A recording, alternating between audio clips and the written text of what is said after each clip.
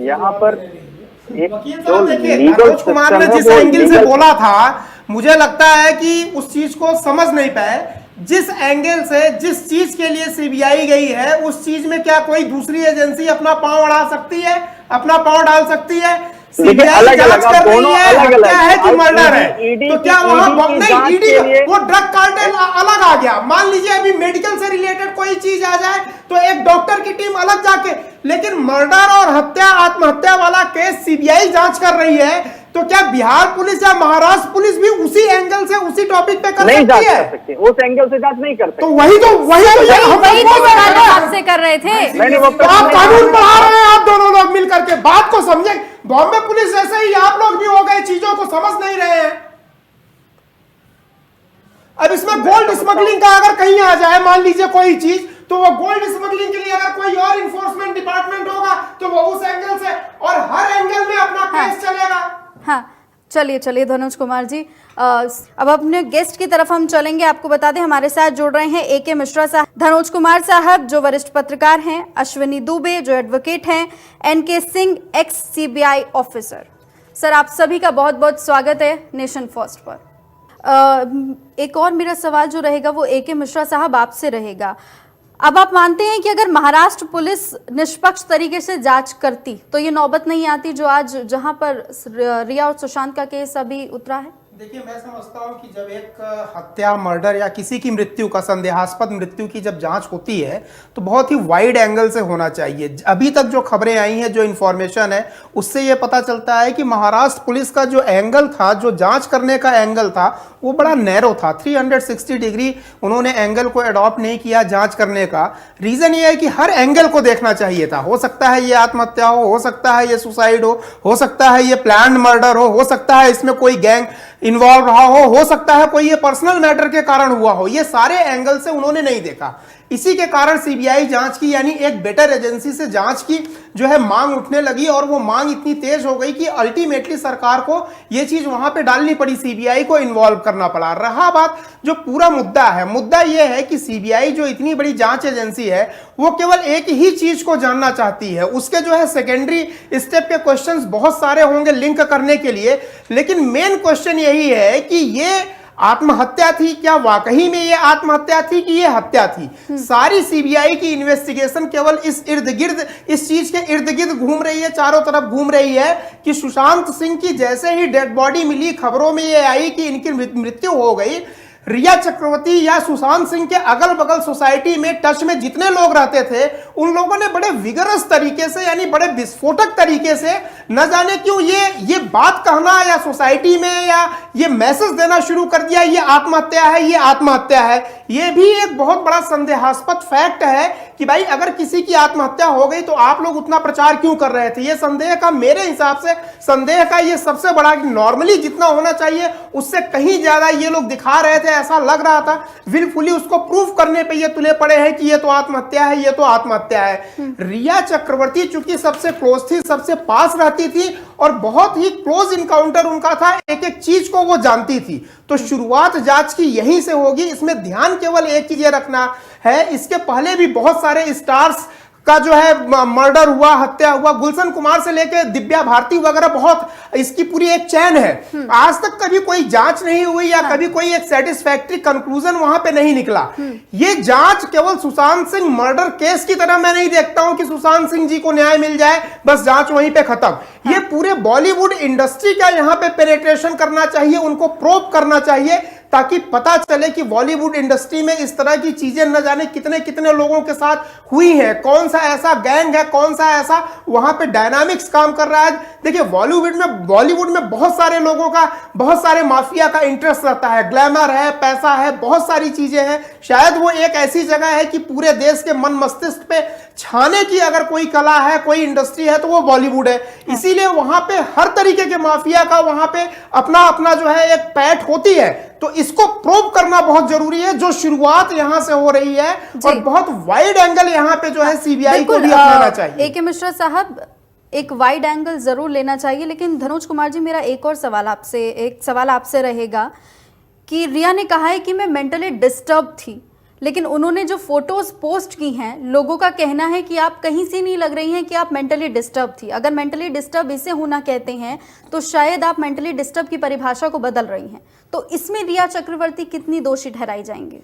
निकिता, बहुत बहुत धन्यवाद। 2 लाइन से शुरुआत करना चाहता हूँ, क्योंकि सुशांत सिंह राजपूत के जो हत्या आत्महत्या से रिलेटेड डिबेट में मैं कई बार भाग ले चुका हूँ। हाँ। आपके सवाल का भी मैं जवाब दूंगा, लेकिन अपने इस 2 लाइन से मैं एक मैसेज देना चाहता हूँ। लड़ाई या इंसाफ का न्याय चाहिए, लड़ाई या इंसाफ का न्याय चाहिए। सुशांत सिंह राजपूत का कातिल कौन है, ढूंढ कर लाइए।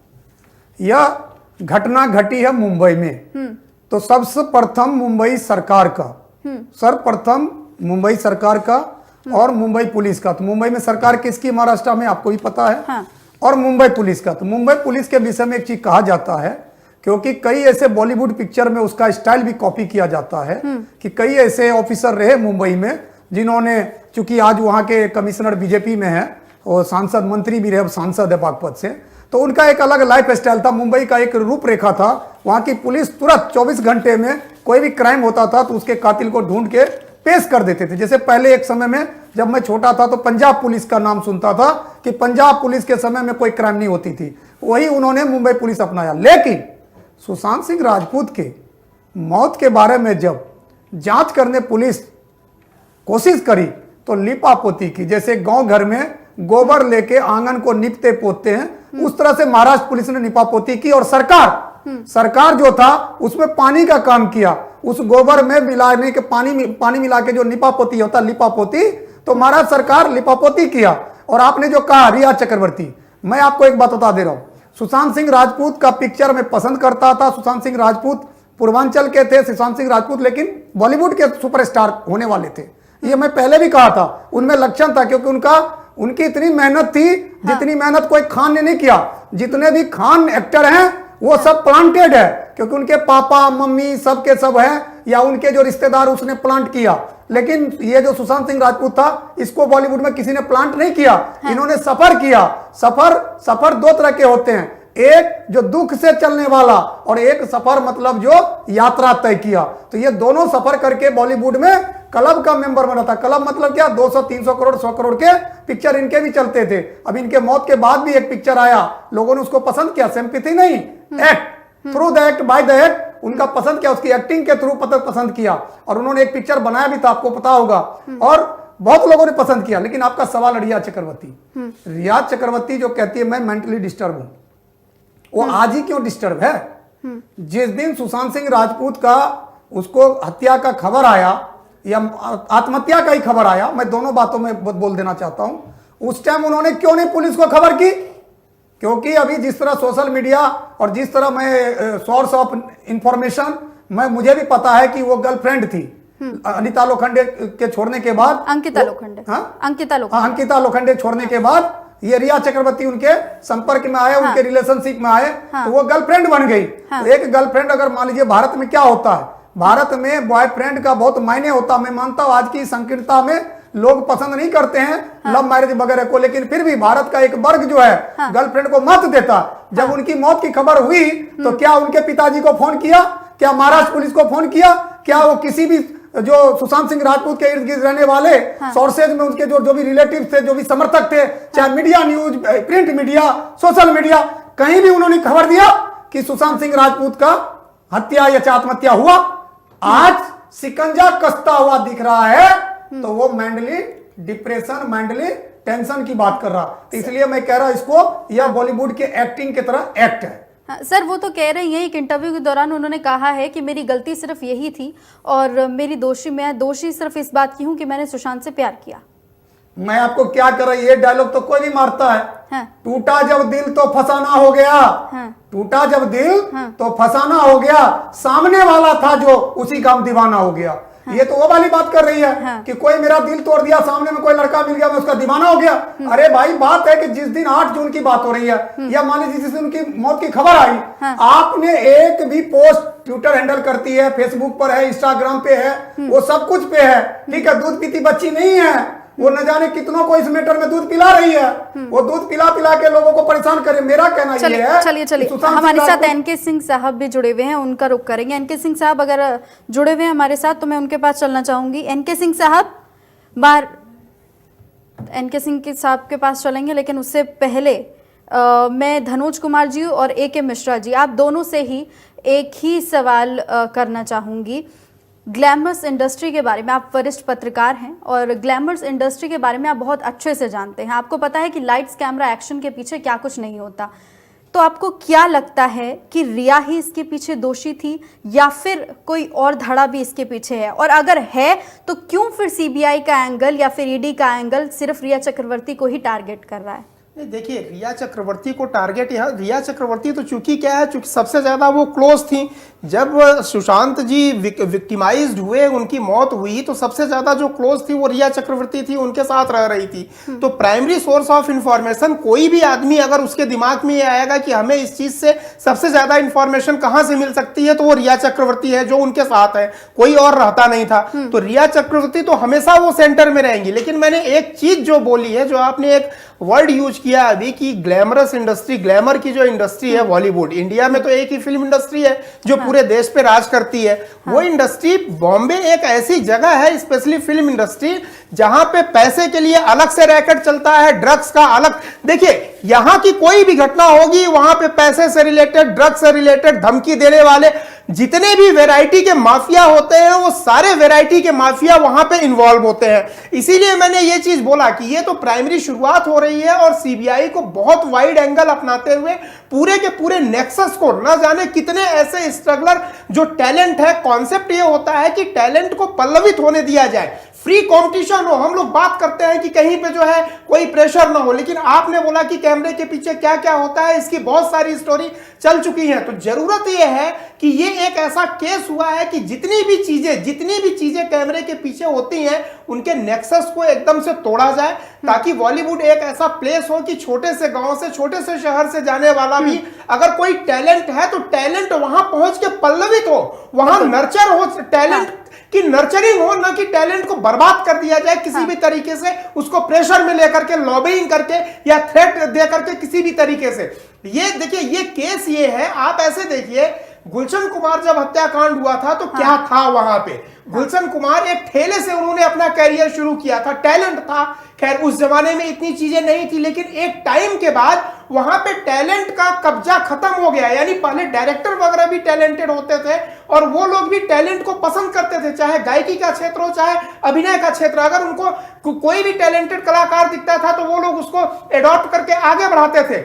उसके बाद इतना ज्यादा कॉमर्शियलाइजेशन हुआ, जिनके अंदर कोई भी टैलेंट नहीं है, जबरदस्ती उनको सुपरस्टार बनाया जा रहा है, केवल और केवल लॉबिंग के कारण। क्योंकि वहां पे पैसे की कमाई है और भी बहुत सारे ग्लैमर के फैक्टर वहां पे जुड़े हुए हैं। तो पूरा का पूरा एक ऐसी लॉबी है जो पर्दे के पीछे से लगता है कि वहां पे काम करती है। वहां नेचुरल टैलेंट को, कला से रिलेटेड टैलेंट को अब वहां पे पल्लवित या नर्चर नहीं किया जाता है, वहां पे एक माफिया काम कर रही है। इसीलिए मैं बार बार बोल रहा हूं कि सीबीआई को बहुत ही वाइड एंगल अपनाते हुए इस केस को जांच करना चाहिए, क्योंकि बात निकली है तो दूर तक जाएगी। हो सकता है सीबीआई एके मिश्रा साहब, यही सवाल आपसे भी एके मिश्रा साहब, कि लाइट्स कैमरा एक्शन या उसके पीछे कोई और भी, उसके पीछे अश्विनी दुबे जी, मैं उसके बाद आपके पास आऊंगी। मुझसे पूछा आपने? जी जी। देखिए, मैं आपको एक बात बता दूं, ये रिया चक्रवर्ती लाइट में कब आई आपको पता है? जब 15 करोड़ का मामला आया। हाँ, और हाँ, वो भी उनके आज सीबीआई ने उनसे जो 10 सवाल किए हैं उसमें एक सवाल ये भी है। हाँ, हमारे पैनलिस्ट पत्रकार मित्र बता रहे थे के मिश्रा जी, लेकिन मैं इनको थोड़ा सा करेक्ट कर दूं। रिया चक्रवर्ती को मैं आपको बता दूं, हकीकत में मैं अपने पत्रकारिता जीवन की बात कर रहा हूं, मैंने उसका नाम पहले नहीं सुना था। मैंने सुना ये 15 करोड़ का जब मामला आया, तब जाके पता चला कि ये जो सुशांत सिंह राजपूत की जो आत्महत्या नहीं है, हत्या है, क्योंकि रुपयों का बहुत बड़ा फेरबदल हुआ है। क्योंकि आपको याद होगा कि इस मैटर को उनके परिवार के लोगों ने सूचित किया कि इतने इसके अकाउंट से 15 करोड़ रुपया कहीं निकासी हुई है, तब जाके ये घेरे में। बात सही भी है जब आप कह रहे हैं कि हमको जो मृत शरीर से कोई मतलब नहीं, क्योंकि सोर्स से पता चला तो मर्चरी में भी गई थी। लेकिन सवाल होता है, जो सच्चा आदमी होता है, उनको खबर आ जाए कि कोई मर गया है, जैसे मान लीजिए मर गया तो उसी टाइम से वो उनके साथ होते हैं, बिल्कुल। अंत समय तक होते हैं। हाँ। लेकिन इनका जो रोल है वो रोल बिल्कुल संदिग्ध रोल है शुरू से लेके, और ये 15 करोड़ ही नहीं कई करोड़ का, क्योंकि सुशांत सिंह राजपूत ने बहुत सारे रुपया इकट्ठा किया था कमा के, क्योंकि कई ऐसे पिक्चर थे उसके, कई ऐसे पिक्चर अभी भी फ्लोर पर आने वाले थे। तो आपको भी पता है लाइट कैमरा एक्शन के इस दुनिया में एडवांस लिया जाता, जो एडवांस करोड़ों का होता। अगर 10 पिक्चर उसका लाइन में है तो 10 करोड़ 15 करोड़ 20 करोड़ तो उनका लिया ही गया होगा एडवांस। तो ऐसे कई रुपया उनको, तो ये सारा करती थी रिया चक्रवर्ती। तो मैं ये कहना चाहता हूं कि जब इन्होंने किया तो करने के बाद ये इसमें रिया चक्रवर्ती का नाम आया। यहां से शक के घेरे में आए, फिर ईडी ने शिकंजा कसा, फिर सब सारे फैंस जो सोशल मीडिया पे थे इनके सुशांत सिंह राजपूत के, उन लोगों ने एकदम ट्विटर हैंडल शुरू कर दिया और इस तरह से बात आगे आई। लेकिन एक बात मैं कहना चाहता हूं, शुरू से जो महाराष्ट्र सरकार, आप कहेंगे बार बार धनोज जी महाराष्ट्र सरकार का नाम क्यों ले लेते हैं? अरे बॉलीवुड चल रहा है उससे महाराष्ट्र चल रही है। महाराष्ट्र का जो इकोनॉमी का उससे सबसे ज्यादा ये लाइट कैमरा एक्शन के जगत से ही चल रहे हैं, क्योंकि वहां तमाम हीरो हीरोइन साउथ से भी लोग वहां शिफ्ट करते हैं और सारी कमाई टैक्स के रूप में आपको पता है वो महाराष्ट्र सरकार को ही मिलता है। बिल्कुल, हाँ, तो बिल्कुल, इसलिए समझ गए। लेकिन हाँ, 2-3 सेकंड खत्म कर दूं। हाँ, जी। महाराष्ट्र सरकार ने एक बार भी, उद्धव ठाकरे ने भी नहीं कहा, और जो वहां के होम मिनिस्टर है अनिल देशमुख, उन्होंने भी बिल्कुल पल्ला झाड़ लिया। तो कहीं ना कहीं मुझे राजनीति की बू आ रही है। और जो आप कह रहे हैं, मैं वो चीज का नाम नहीं लेना चाहता, माफियाओं का, माफियाओं को बचाने के लिए, क्योंकि माफियाओं का सबसे ज्यादा संबंध अगर किसी से होता है, मैं आपके चैनल के माध्यम से बहुत ही बेबाकी से कहता हूं, वो नेताओं से होता है। क्योंकि माफिया का लेन देन पुलिस वाले से कभी नहीं होता। माफियाओं का लेन देन बड़े बड़े नेता से होता, मिनिस्टर से, इवन आप समझ लीजिए सुपीरियर ऑफ एस्टेट, उनसे होता है। तो मुझे कहीं ना कहीं लग रहा है बड़े बड़े लोगों को बचाने की साजिश चल रही है। लेकिन मैं आपके चैनल के माध्यम से कई बार कह चुका हूं कि आपको बताना पड़ेगा, मैं भारत सरकार से भी कह रहा हूं और राज्य सरकार महाराष्ट्र से भी कह रहा हूं कि आपको बताना पड़ेगा, लाखों करोड़ों फैंस के हीरो सुशांत सिंह राजपूत का हत्या था, आत्महत्या था, आपको जांच करनी पड़ेगी।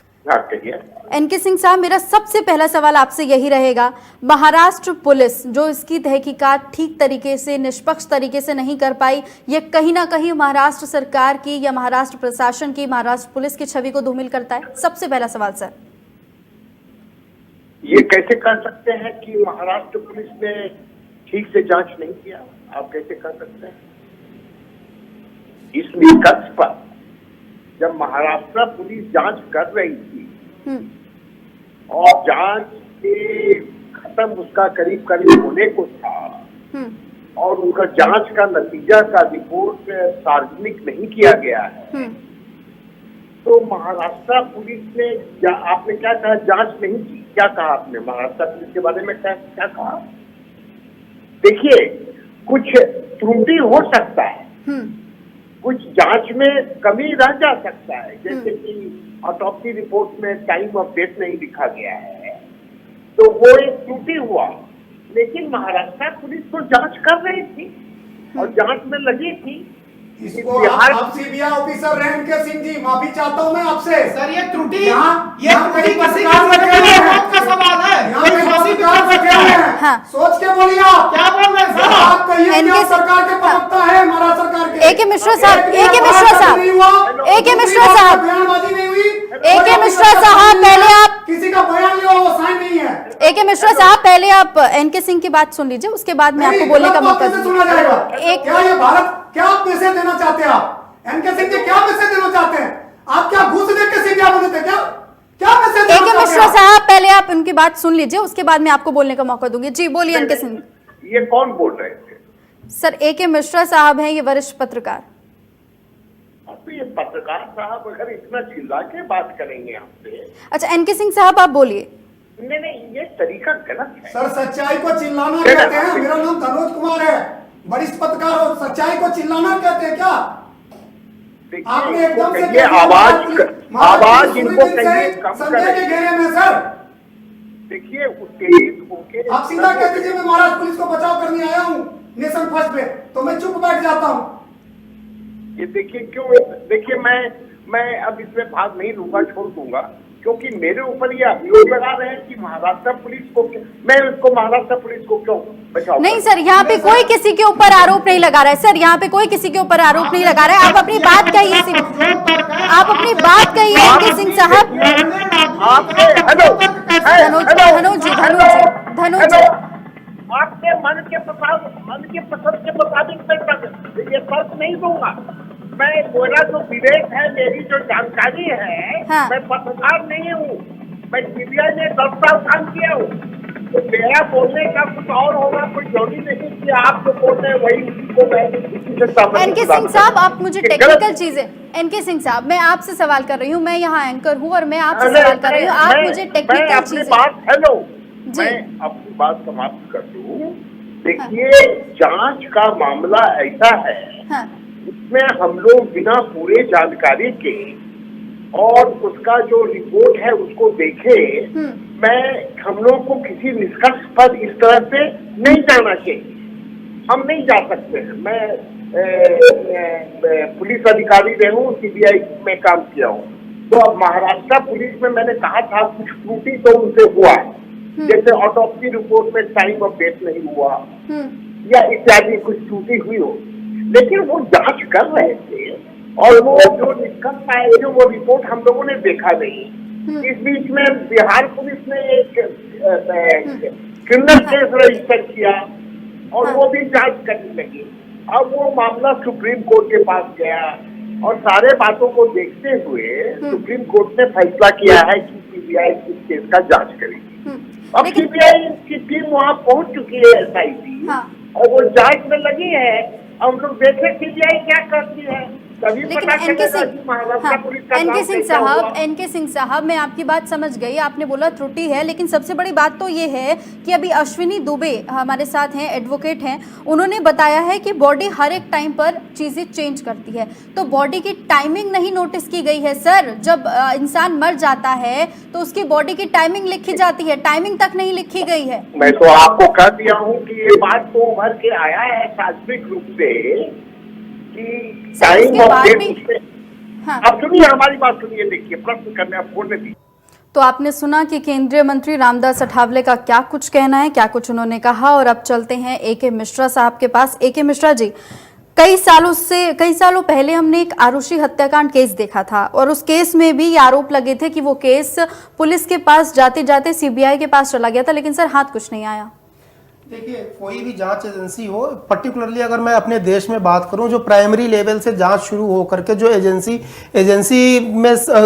जितने भी तरह की एजेंसी है उसमें जो हायरार्की है, टॉप लेवल पे जैसे अगर सीबीआई आती है तो दोनों के साथ ही सक्सेस और फेल्योर भी जुड़े हुए हैं। ऑफ कोर्स महाराष्ट्र पुलिस हो या सीबीआई हो, कई सक्सेस और फेल्योर जो है जुड़े हुए हैं। लेकिन मुद्दा यह है कि पास्ट में अगर सक्सेस और फेल्योर हुआ तो इसका मतलब ये नहीं हुआ कि उस जांच एजेंसी को जो है अब ये जांच न दिया जाए या इस केस की जांच न की जाए। मैं आपको बता इसलिए रहा हूं, ये जांच या ये घटना इतनी इंपॉर्टेंट इसलिए है, और जो चीज मैंने बोली 360 डिग्री, यानी सीबीआई को अपना माइंड मेकअप केवल इस कांड से ही रिलेटेड नहीं, वहां तक ही नहीं तैयार करना चाहिए।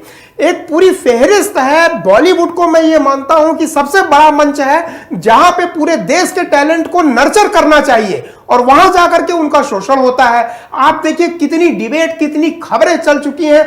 अभी इसके पहले कास्टिंग काउच की बात चली थी। मतलब कोई अगर नया टैलेंट सोच ले, हमारा देश कहां जा रहा है। बॉलीवुड को और इन सब संस्थाओं को टैलेंट को नर्चर करना चाहिए और वहां जाके वो शोषित होने लगते हैं, वहां के प्रभावशाली लोग शोषण करने लगते हैं टैलेंट का। तो ये तो बहुत ही अनफेयर तरीका है और इससे पूरे देश का जो टैलेंट होता है वो वैश्विक रूप में उभर नहीं पाता है। क्यों नहीं हमारी फिल्में ऑस्कर जीत पाती हैं, आप मुझे ये बताइए। क्योंकि जब असली टैलेंट जो होता है, रियल टैलेंट होता है, वो वहां पहुंच नहीं पाता है। पहुंच भी गया तो वो नर्चर नहीं कर पाएगा। नर्चर अगर करेगा तो 2-4 फिल्मों के बाद वो आउट हो जाता है। और ये तो हत्या या आत्महत्या है, ये केस बड़ा संगीन है।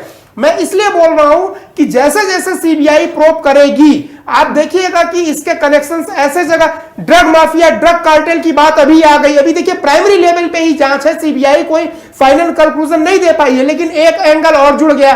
फिर आप जाएंगे तो पता चला कोई एक और माफिया का एंगल जुड़ गया। फिर सीबीआई जब आगे जाएगी, अभी देखिए महेश भट्ट का भी नाम उसमें आया हुआ है कि इनके रिलेशंस वहां पे हैं, कैसे हैं। अगर सीबीआई प्रूव करना चाहेगी तो बहुत सारी चीजें यहाँ पे खुलेंगी। हाँ, AK मिश्रा साहब, मैं आपके पास, धनोज कुमार साहब, मैं आपके पास आना चाहूंगी। एक पूरा टर्निंग पॉइंट इस केस में तब आया था जब सुशांत सिंह राजपूत के पिता ने FIR दर्ज करवाई थी रिया चक्रवर्ती के खिलाफ बिहार में। और सर, दूसरी बात जो मैं आपसे जानना चाहूंगी कि ये पूरा जो केस हुआ है वो महाराष्ट्र में हुआ है। महाराष्ट्र पुलिस और महाराष्ट्र प्रशासन हमेशा आरोपों के घेरे में रहा है। आपको क्या लगता है कि आरुषि केस जो केस हुआ था उसकी तरह क्या सुशांत केस भी बन जाएगा? देखिए, लग तो वही रहा है, क्योंकि मैं आप ही के चैनल के आप ही के डिबेट में मैंने कहा है कि महीने में 30 दिन होते, अगर कोई महीना 31 माह है और 2 महीने हो गए तो 62 डेज हो गए। आज तो 65वां दिन हो गया। मैं आपको एक बात बता देना चाहता हूँ, पुलिस को जब मृत बॉडी की खबर दी जाती है तो सर्वप्रथम उसी का बयान लिया जाता है। बॉडी उठाने से पहले बयान लिया जाता है। अगर आप भी अभी फोन करके महाराष्ट्र पुलिस से पूछेंगे, उस लोकल थाना जो इसके इलाके में आते हैं, तो उनके पास ये नहीं मिलेगा। मैं ये दावे के साथ नहीं कह रहा, मैं अनुमानता कह रहा हूं, क्योंकि अगर वो बयान लिया होता उसी टाइम उस घर में जो लोग थे, क्योंकि पुलिस का काम, अगर मान लीजिए किसी के घर में भी कोई आत्महत्या मिला जाता, बॉडी, मान लीजिए कोई लाश मिलता है, मैं लाश शब्द का यूज कर रहा हूं, पहले बॉडी यूज कर रहा था, लाश मिलता है, उसको उठाने से पहले वहां बयान लिया जाता है, उसको रेखांकित किया जाता है। इसको कहते हैं आफ्टर डेथ इंफॉर्मेशन सोर्स। आप पुलिस को इंफॉर्मेशन किसने इंफॉर्म किया? उसके रिश्तेदार थे, गर्लफ्रेंड थे, उनके मैनेजर थे, उनके नौकर थे, कौन थे? और दूसरी बात, अगर घर का लॉक नहीं खुल रहा है तो पहला ही उसी टाइम होना चाहिए था पुलिस को इंफॉर्मेशन। क्या पुलिस को इंफॉर्मेशन हुई नहीं ना? तो मुझे, इसलिए मैं कह रहा हूं कि आए दिन मैं पुख्ता दावे के साथ इसलिए कहता हूं कि पुलिस, जो महाराष्ट्र पुलिस संदिग्ध स्थिति में इसलिए है क्योंकि उनका पहले दिन से नेचर पुलिस के तरह नहीं दिख रहा, क्योंकि बयान होने के बाद ही उनको भेजा जाता, क्योंकि उल्लास तो हो चुके, मर गए थे, वहां तो कोई रोल ही नहीं है। वहां रोल है पहले सबका बयान लो, उस घर में जो भी थे उनको तुरंत अरेस्ट करना चाहिए था, चाहे वो रिश्तेदारी क्यों ना हो, क्योंकि वहां बयान अगर नहीं दे रहे थे, पहले उसको थाना लाना था, उन लोगों का उनका बयान लेना था, उनसे साइन, बयान जब होता है तो साइन होता है, और फिर जिस अफसर ने बयान लिया है वो अफसर साइन कर रहा है। अगर हमारे पूर्व अधिकारी सुन रहे होंगे तो वो भी इस बात को जानते होंगे। दूसरी बात, सीबीआई यहां से गई, जो साइकोलॉजिकल ऑटोप्सी की बात हो रही है, जहर का मामला साइकोलॉजिकल ऑटोप्सी के द्वारा होता है कि जहर जो है कितना मात्रा में जहर यूज किया गया, ये थोड़ा नहीं कि एक बाल्टी जहर पी लिया। जहर का मतलब होता है उसकी जहर की मात्रा क्या थी, कौन सी जहर लिया गया। तो पुलिस सारे चीज की व्याख्या करती है। क्या पुलिस के पास ऐसी व्याख्या है? मैं सीनियर जर्नलिस्ट धनोज कुमार आपके चैनल के माध्यम से मांग करता हूं महाराष्ट्र पुलिस से, अगर है उसके पास तो वो दिखाए कि जहर का विवरण क्या था, कौन सा पॉइजन उन्होंने यूज किया था, कुछ नहीं बता पाएंगे। तो मैं इसीलिए कहता हूं, कई बार कह चुका हूं दावे के साथ कि यह सिर्फ लिपापोती हो रहा, जो आपने सवाल किया आरुषि वाला, वही होगा, लास्ट में निकलेगा वही, खुदा पार निकला चुहिया। आप देखेंगे क्यों? क्योंकि फेडरल इन नेचर में, हमारे देश में फेडरल इन नेचर वकील साहब बताएंगे, क्योंकि अदालत के अंदर भी जाता है, जब तक इनको वकालतनामा में साइन नहीं कर सकता तब तक ये अदालत में नहीं जा सकते, अदालत में नहीं कह सकता कि मैं इसका पैरविकार हूं। तो बिना सिग्नेचर का कोई भी आईपीसी चल नहीं सकता। और मैं ये नहीं कह रहा हूं, संविधान कहता है कि आईपीसी मतलब पुलिस पूछताछ हुई, किससे किया, और पुलिस की अगला रणनीति क्या था, वो रणनीति को बताना होता सुपीरियर को। कौन सा सुपीरियर को बताया? अगर सुपीरियर को बताया होता तो यह सितारा था बॉलीवुड का, मैं बार बार कहता हूं, उसमें लक्षण थे सुपरस्टार बनने का, और वो भी 100 करोड़ के पिक्चर उनके होते थे। तो मैं आपको बता रहा हूं, तुरंत डीजीपी साहब आ जाते हैं कि ये प्राइमरी जांच है, इस जांच में इन लोगों का बयान ले लिया गया है, और ये पूछ लीजिए वकील साहब से, बताएंगे आपको। और मैं ये नहीं कहता, मेरा भी जिंदगी पत्रकारिता में यही गुजरा है, काफी दिन मेरा थाने के अंदर गुजरता है, क्योंकि मैं हमेशा कानून से बात करता रहता हूं कि कोई भी गरीब गुरबा पे होता है तो तुरंत जाता हूं। और पीआईबी का रिपोर्ट क्या होता है आपको पता है? पीआईबी का रिपोर्ट यही होता है कि किस केस में कौन सा सेक्शन लगा और उस सेक्शन के तहत किसको गिरफ्तार किया और किसको छोड़ दिया गया। लेकिन महाराष्ट्र पुलिस के पास कुछ भी नहीं मिलेगा, इसीलिए सीबीआई पुलिस आई। सीबीआई पुलिस भी आई तो बहुत बड़ा दबाव में आया, जनता के दबाव से और बिहार सरकार के दबाव से। कोई ये नहीं कि महाराष्ट्र सरकार ने मांग किया हो कि हमारी पुलिस जो है असमर्थ है, इसलिए सीबीआई से जांच होनी चाहिए। तो राजनीति वही दिखता है, और महाराष्ट्र पुलिस की नियत वही दिखता है कि महाराष्ट्र पुलिस किसी न किसी को बचा रही है, इसलिए बचा रही है। छोटा मोटा आदमी नहीं होगा, धनोज जी, इस केस में बहुत बड़े आदमी होंगे, उसको बचा रहा है। हाँ धनोज जी, तो मैं ये मान लूं ना कि पुलिस और प्रशासन से बड़े माफिया बैठे हैं मुंबई में? बिल्कुल ये सत्य है। आपको एक नाम मैं नहीं लेना चाहता, जो इस देश से भागे हुए हैं, उनका यहाँ पर सिक्का चलता था, लेकिन जब से यहाँ की देशों की ताकत मजबूत हुई, मैं किसी का नाम लेने के लिए यहाँ किसी का प्रवक्ता नहीं हूँ, इशारों में बात कर रहा हूं आपको, तो वो यहाँ छोड़ के भाग गए, कराची में शरण लिए हुए हैं। सर उसी सिक्के के शिकार बन गए। सर उसी सिक्के के शिकार बन गए क्या सुशांत सिंह राजपूत? मैंने आपको क्या कहा, सुशांत सिंह राजपूत उभरता हुआ कलाकार था। हाँ। उनका पिक्चर उनको बेधड़क साइन करता जा रहा था, इसलिए क्योंकि वो सक्सीड का गारंटीड बन चुका था, प्रतीक बन चुका था। वो जिस पिक्चर में होते थे वो पिक्चर हिट होते थे। तो मैं कहना चाहता हूं कुछ ना कुछ तो ये पॉलिटिक्स वहां हुई है, और इस पॉलिटिक्स में जैसे हमारे मित्र के मिश्रा ने भी कहा, माफियाओं का नाम लिया। देखिए बॉलीवुड में क्या है, जहां करोड़ों का मामला चल रहा है, एक तरफ देश में बहुत सारे लोग भुखमरी से गुजर रहे हैं, और एक तरफ आपको यकीन मानिए एक पिक्चर में काम करने के लिए 50 करोड़ 100 करोड़ ले लिया जाता है। हमारे देश की विडंबना है कि एक व्यक्ति 8 घंटा काम करके वो ज्यादा से ज्यादा 8,000 रुपया कमा सकता है, एक महीना काम करके 8,000 कमा सकता है, और एक व्यक्ति एक ही दिन में वो 100 करोड़ 50 करोड़ 28 करोड़ एक पिक्चर साइन करके ले लेता है। तो ये कहीं ना कहीं ये जो बॉलीवुड है ये पैसों का खजाना, इसको आप खजान कह सकते हैं, इसको खदान कहिए सोने का।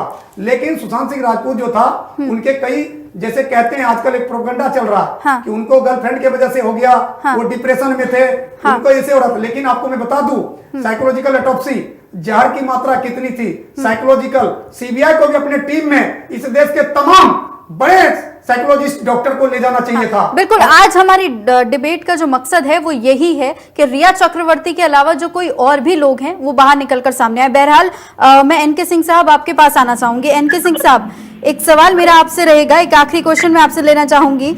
सीबीआई, ईडी और नारकोटिक्स विभाग, इन तीनों एजेंसियों के पास गिरफ्तारी का अधिकार होता है। अगर किसी भी एक एजेंसी को रिया को गिरफ्तार करती है तो क्या ये तीनों एजेंसी अपने आप में तालमेल बैठा पाएंगी? ये जांच सीबीआई कर रही है। नहीं सर, ये जांच तो सीबीआई कर रही है, सुसाइड था या मर्डर था। लेकिन मेरा जो एक सवाल है आपसे वो ये है कि अगर ईडी या नारकोटिक्स विभाग, ये दोनों अगर रिया चक्रवर्ती की गिरफ्तारी करते हैं तो क्या सीबीआई को कोई आपत्ति होगी? ये तो सीबीआई ही बतला सकता है, मैं नहीं बतला सकता। ये मैं नहीं बतला सकता हूँ सीबीआई को आपत्ति होगी कि नहीं, सीबीआई का टीम जो है वही बता।